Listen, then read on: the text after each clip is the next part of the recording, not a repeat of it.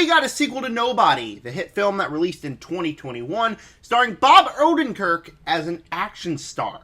Now, I wasn't a big fan of that movie. I wasn't a fan of the trailers for this one, so I had pretty low expectations going in. But what did I think about it? I'll tell you here in my review. Before I dive in, please make sure to subscribe, hit the like button, hit the bell, and comment down below what are your opinions on Nobody 2 if you have seen it. If you haven't seen it, what are your expectations for the film? And with that said, like I said, wasn't looking forward to Nobody 2. I feel the first Nobody had some solid action in the movie, but overall, I think on a story level, it just didn't really work for me.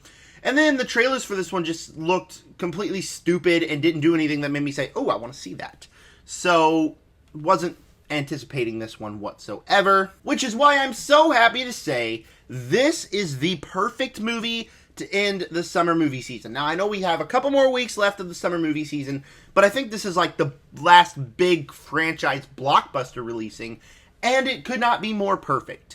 It is a fun action comedy starring Bob Odenkirk as an action hero going on a summer vacation. What more could you want for an action movie to end off the summer? Now, like I said, the first movie, I feel like it played it way too serious, and also I felt like the hour-and-a-half runtime didn't really have time to flesh out the story that they were trying to make serious, so I didn't really think the story aspects in that movie worked. I think that in here, we kind of take the story, put it in the back seat, and go full-on action comedy route. Think The Accountant 2, which is a movie that released earlier this year that has a such different tone than that first movie. Think the Hitman's Wife Bodyguard movies. Think of like the sequels to John Wick, how it's kind of building out the world a little bit more, but it doesn't play it so serious. From the very first scene, it has such a different tone from that first movie. The first movie played it serious, where from the beginning of the movie you're following this guy who thinks he's a nobody. This film, you got more fun, you got more charming, you got more of the blockbuster aspect to it. And in my personal opinion, I think I prefer this over what we got in the original film. From the very beginning, we have much more action in this movie. We start off the movie with just a really fun action sequence, which I really, really dug. And then from then on, you get more action and more action.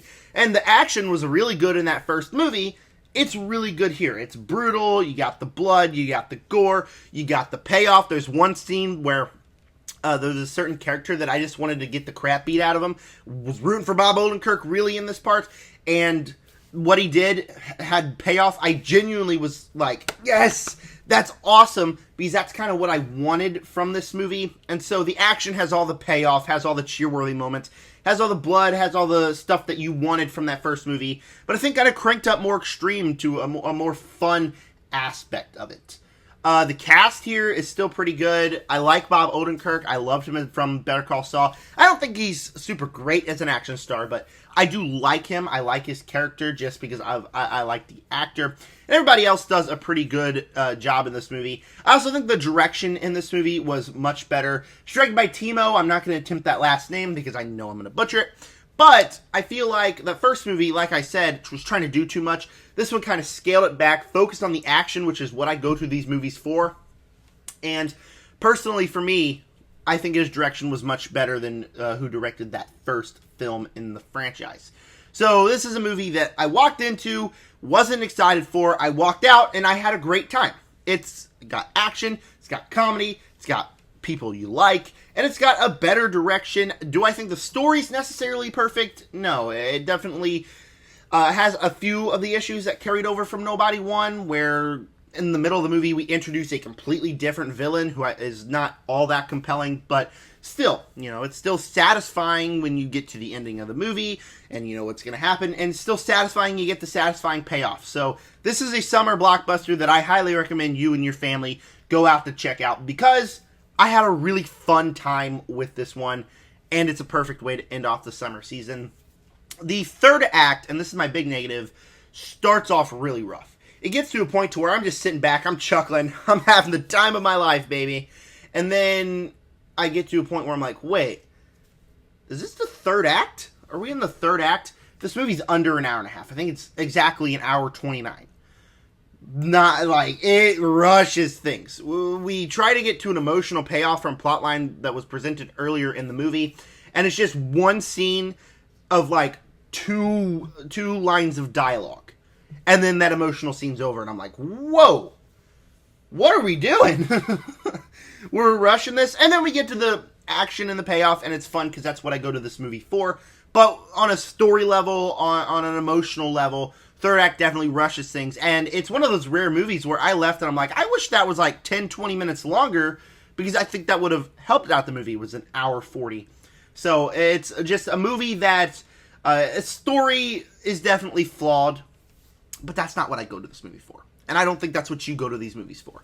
You're going to go to Nobody 2, and you're going to want a fun summer blockbuster with action, the payoff, and just have a great time, because that's what I wanted, and I had a fantastic time with the movie, even though the third act is a little bit rushed. But then we get to a certain part, and it's like, okay, yeah, I'm having fun here. So give me 10 more of these, guys. I would love to go watch another Nobody movie, just a fun action movie, because these are the movies I enjoy. Before I give you my final score, if you would, hit that subscribe button. Hit it like Bob Odenkirk hits the bad guys. Would really mean a lot to me. And same thing with that like button, the bell, so you never miss another 2025 movie review. And comment down below, what are your opinions on the film Nobody 2? And if you haven't seen it, are you excited to watch it? I'd recommend the movie. Alright, Nobody 2 has everything I wanted. It has action, it has some really good payoff when you stop the bad guys. I like the cast, and it's just a great movie to end your summer off on. The third act was a little bit rushed, and the story elements aren't perfect, but overall, it's a movie I had a fun time with, and I highly recommend this one. So I'm going to give Nobody 2 a B+, and this is one you should venture out to your theater to go watch. Alright, thank you guys for clicking on this video, and stay tuned for more content. With that said, subscribe.